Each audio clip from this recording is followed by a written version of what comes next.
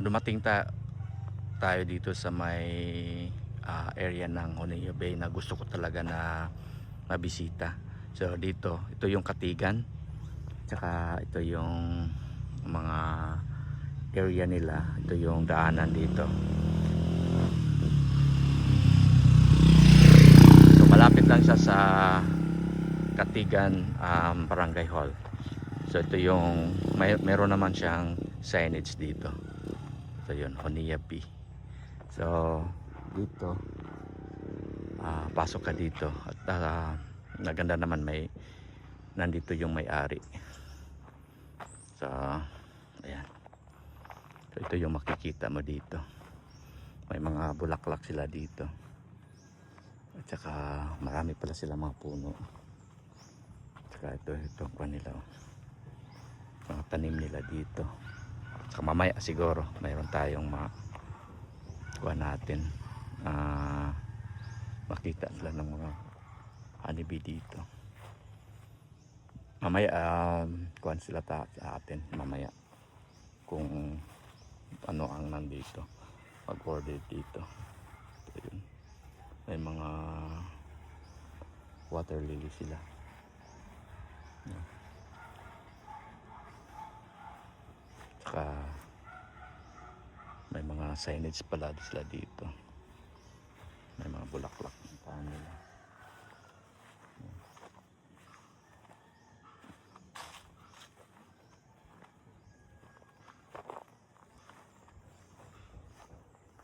So hindi pala daily yung opening nila dito, kundi kailangan pala ng mag-reserve at saka may tour pa rin. Ayan, ito na yung may kwan pa, maliit na mga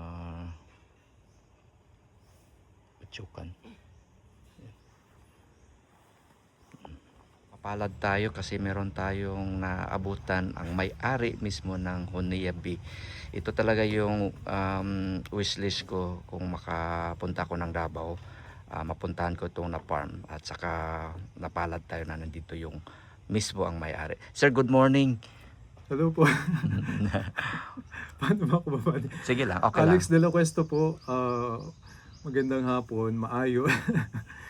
Originally from Lawag City po ako, Ilocano. We migrated to Davao City last December 2024. Wala kaming relatives dito. We chose Davao City because it's peaceful, beautiful, walang bagyo. And dahil mataas kami, wala ring baha. So we don't experience yung mga na-experience namin sa Manila na pag bumabagyo, itatali namin yung mga colonies. May mga kilala ko na anod sa baha yung mga colonies nila. So here, all the bees are very happy kasi walang bagyo nga. Tsaka mataas po yung lugar namin. Sir, privilege ako kasi minsan lang siguro sa busy mo, I know you're a businessman, a farmer, at saka hindi namin alam yung schedule niyo dito, at saka pinabigyan mo ako ng chance. Napakabait na tao ito. Mr. De La Cuesta yun ba, sir? Diba? Yes po. Mabait na tao, pinagbigyan tayo. Kasi mayroong mga schedule sila dito. Tanungin natin. Sir, ano ba talaga ang schedule nyo open to the public? We're open po Thursdays to Saturdays, 9 a.m. to 4 p.m. Pag Wednesdays po by appointment. The reason for that po, yung Monday, Tuesday, Wednesday, maintenance ng farm, pag-inspect namin ng mga colonies po namin, tsaka paggawa po ng ibang products like yung mga sabon, shampoo, conditioner bars with honey, and many others, mga beeswax candles, lotion balm. So yun yung production days po namin. And sa mga families naman po kasi usually weekends lang sila. So Saturday yung full house namin, kumbaga prime time. Ayan po. May limit ba sa public kung magpunta sila dito? Ano po, minimum of 4 persons per tour po para po mabuksan yung isang colony for you to experience yung tingin sa mga bubuyog na nasa loob ng box. And yun po, 4 persons po. Sa private dining naman po, 8 persons yung minimum, pero 3 days in advance because we want to make sure na fresh yung ingredients. Hindi po kami nag-i-stock dahil hindi pa naman kami po restaurant. Doon lang po sa mga tourists na they want to eat after the tour. we serve to them po minimum of 8 persons po. Okay. So, pasensya na kasi wala kaming appointment. At saka gusto lang ko talaga na makita yung lugar ninyo at saka pwede ko ma-invite. Hindi pala, anong tawag nun, yung open to the public regardless the number of person nga makabisita dito. Hindi sir, kasi bawat bukas po ng colony, na-stress yung mga bees. Kaya by schedule din yung pagbukas namin sa kanila, hindi pwedeng araw-araw na bubuksan. So because of those considerations po, syempre factored in siya sa operational cost namin po. Hindi ba pwede na magpunta lang dito, kain, at saka magpa-picture, o ito yung honeybee, or pag tingin sa mga produkto nyo? Dinidiscourage namin sir kasi we also open for private tours, private dining, exclusive tours. So tsaka may mga trainings din kami from time to time, so walang mag-aasikaso sa kanila. So best po you book 2 days before para make sure po na wala kaming event on that day. Tsaka maaasikaso namin kayo because we want to give you the experience talaga na makikita niyo sa isang bee farm. Background lang sir, kailan ito nag-start kung if you don't mind? Ano po, we launched the farm March 2025 po. So kaka 1 year lang po. 1 year lang. Tsaka ang lakas sir, umabot na ito sa US. I think dun lang po sa video naman, sa video ng thanks to Mindanao Network kasi sila po yung unang lumapit sa amin to feature the farm. Doon niyo po yata kami nakita sir. Yes. At saka ang kuwan ko talaga, napakaganda din yung pagka-edit nila. At saka may YouTube ako channel, hindi as bigger as or paganda yung pagka-edit nila. So ang expectation ko, akala ko anytime in the day, pero pag day tour. Saka kaya nag-invite ako sa kaibigan ko, sige, punta muna tayo dito kasi bukas balik na ako ng US. Tapos at least makita ko ito. At saka sakali may mga family na gusto magpunta dito. So may mga direction. Kasi mahirap din sir, dalawa pala itong kwan, no? Dito muna tayo sa direction paano sila magpunta dito. Ano po naman, nasa Waze po kami at Google Maps. Okay. Search nyo lang po Hania Bee Farm. Kaya lang along the way po, may mga dead spots or mahinang signal. So best po, before kayo pumunta, i-navigate nyo na po sa phone ninyo para susundan nyo na lang siya naka-satellite na po. So we're on Waze and Google Maps. Hania Bee Farm po. Okay. Thank you sir. Kasi dalawa pala ito, no? Mayroon siyang sa Baya Sirawan at saka yung isa cruising Bayabas. Hindi ako familiar po sa crossing Bayabas kasi hindi ako Okay. originally Sige, from okay here. lang. Pero ang normal road po yung Sirawan. Sirawan. Opo.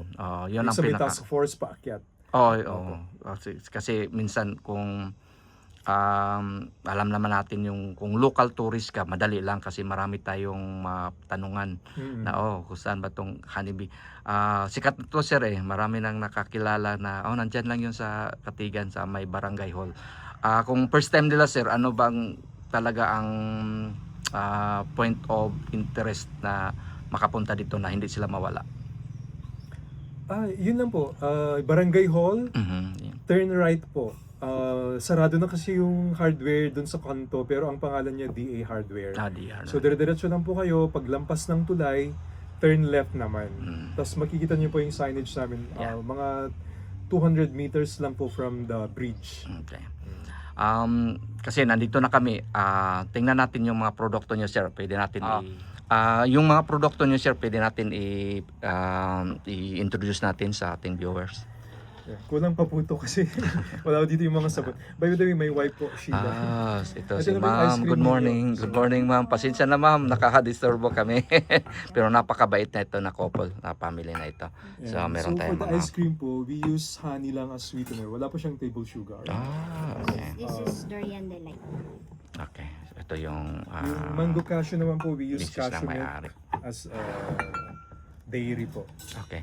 So, ito yung gina-offer nyo talaga. Besides sa meron kayong menu talaga kung magpa-reserve lang sila. Sa 3 private days. dining po, we have set meals for breakfast, brunch, tsaka snacks po. Nasa Facebook page naman po lahat siya. Pero pag ganito kasi biglaan lang kami at saka binigyan kami ng chance. Ito ang ma-offer nila. Yes Snacks po, lang talaga, yun no? ang always available po yan. Turon kasi prepared lang namin. Tapos yung ice okay. cream nasa freezer lang naman siya. Mhm. So you can eat lang po muna. Sige. Kasi matutunaw sa... Mainit kasi siya, tapos nakatapping yung Okay. kaya magme-melt. So Sige. Kain mo enjoy na. niyo po muna. Break muna kami, okay? Sige Thank you. po. Thank you, sir. Sige, thank you. Mahanap na bagay. Ito- Yung ibang flavors po namin, almond milk, tsaka pistachio milk. Ito yung snacks nila na in-offer sa amin. Puyat na durian, sir, no? At saka turon, napakasarap. Organic siya kasi yung hinalo nila is honeybee. Honey. Honey, I mean honey. At saka yung durian nila is puyat variety. So, napakasarap. Tapos natin nag-snacks kaya masarap yung snacks niya. Si Sir ready na sa mga product niya na ma-produce niya dito sa farm. Sir, anong mga klaseng product mo, sir? Of course, hindi mawawala yan yung honey yan namin po na honey. This is pure raw honey, no heating. So, as in pure raw honey po siya, harvested from our colonies of bees po.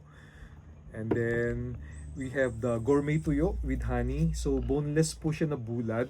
We use honey for flavoring and as a preservative. And yung bestseller po namin yung mga, we call them beauty bars. These are eco-friendly, handmade na soap, shampoo, conditioner bars.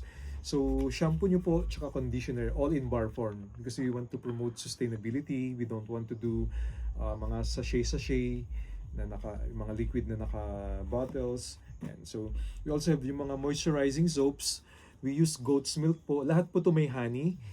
So, ang gamit ng baby po namin yung calendula from the time she was, I think 1 year old. Kasi meron po siyang atopic dermatitis before.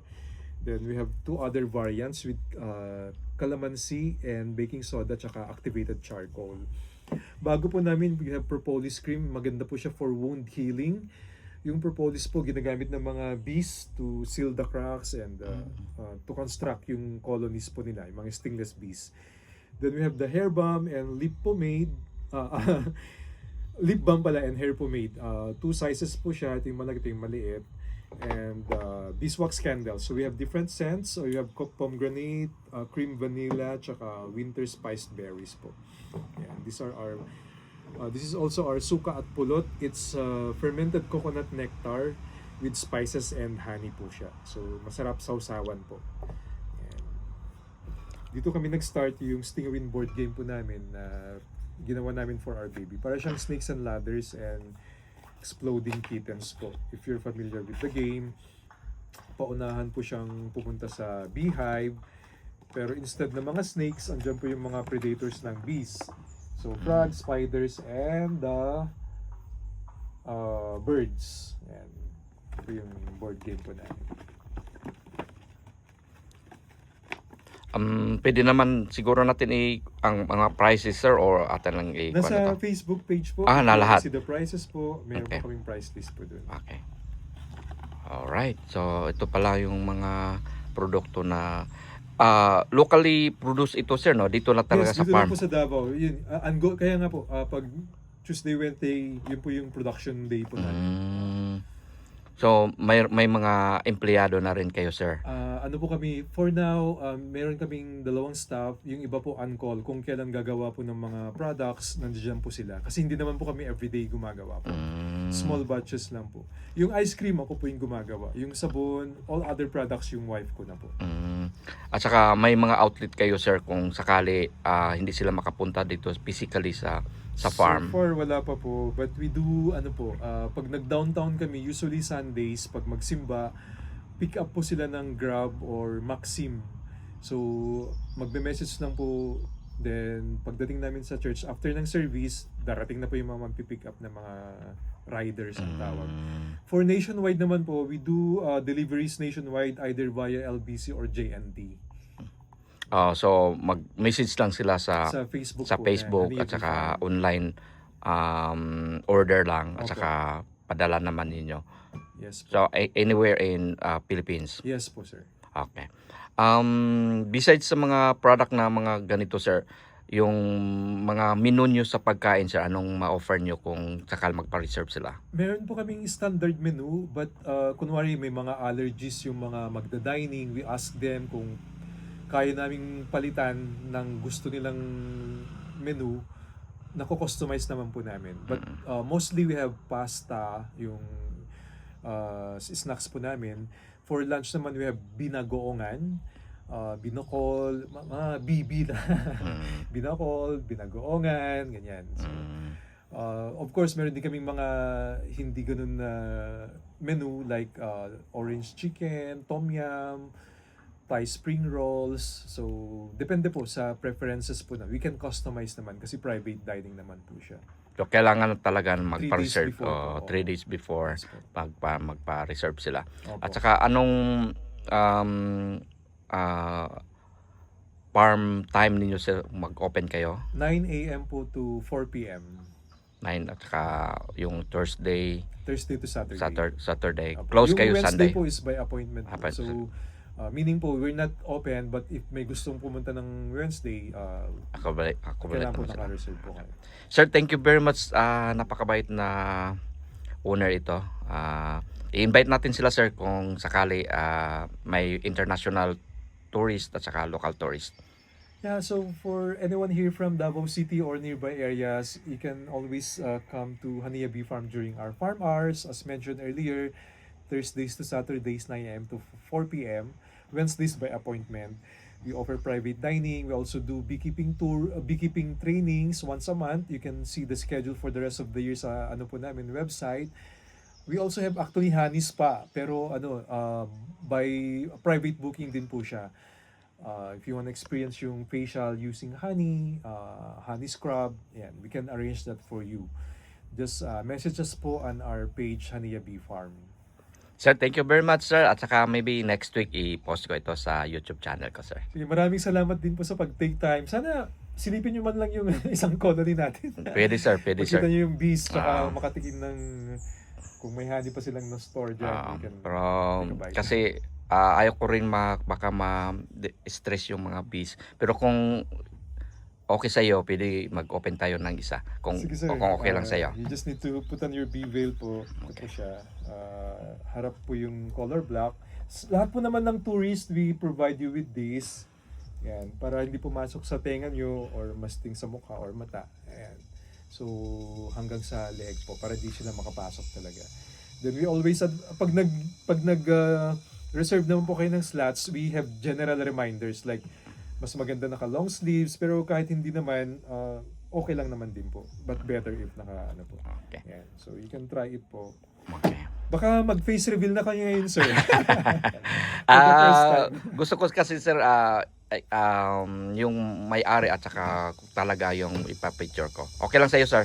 Sige, Okay. sir. Okay. Andito na kayo. Sayang naman. Saka para may preview naman yung mga subscribers po Okay. ninyo. Thank you, sir. We'll go see the So, Opening una naman. pong gagawin natin, doon na lang sa